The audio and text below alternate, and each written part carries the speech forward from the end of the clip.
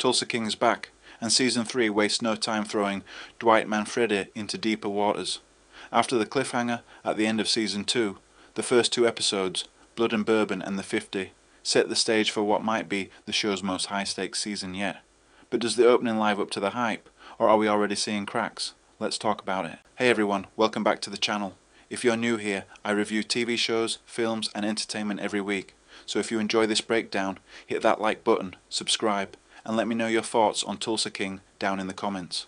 Now let's get into episodes 1 and 2. At the end of Season 2, Dwight was snatched up and told flat out, "You work for us now." Season 3 picks up right where that left off, and immediately it's clear Dwight's empire in Tulsa is no longer his alone. The FBI's presence, new enemies in town, and lingering threats from old seasons all collide to create a sense of pressure that's heavier than ever. Episode 1 sets the table. The FBI, led by Agent Musso, is putting Dwight in a corner. They want information, leverage and control. And Dwight either plays along or risks losing everything he's built. Meanwhile, Dwight shifts his focus toward acquiring a distillery from the Montague family, which is where we meet Jeremiah Dunmire, a powerful new rival with deep ties in the region. And don't forget, Dwight's crew, Bodie, Tyson and company, are still juggling payoffs and debts from Season 2. Nothing is clean, and every move Dwight makes seems to dig him into a bigger hole. Episode 2 deepens the conflict. Dwight's attempt to secure the distillery puts him on a collision course with Dunmire, and it's obvious this family isn't going to roll over. We also start to see cracks in the loyalty of his crew. Everyone is being forced into tough decisions, and you can feel that someone close to Dwight may not stick with him when things get ugly.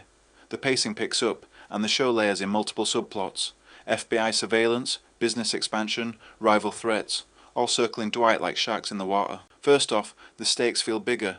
This isn't just mob drama anymore. The FBI wildcard makes Dwight's world way more unpredictable. Second, Sloane still owns this role. Dwight's swagger, his blunt humor, and his constant calculations keep you glued to the screen. Third, the introduction of the Montague family and Dunmire is solid. These aren't just cartoon villains. They represent a new kind of power in Tulsa: old money, entrenched influence, and ruthless ambition. But here's where I worry. Tulsa King has a habit of introducing too many plot threads, then rushing to wrap them up. If Season 3 tries to juggle the FBI, Dunmire, old enemies like Bevilacqua, plus Dwight's personal life, things could get messy. Also, the tone sometimes wobbles. There are moments that lean almost too cartoonish, which undercuts the tension. And finally, pacing.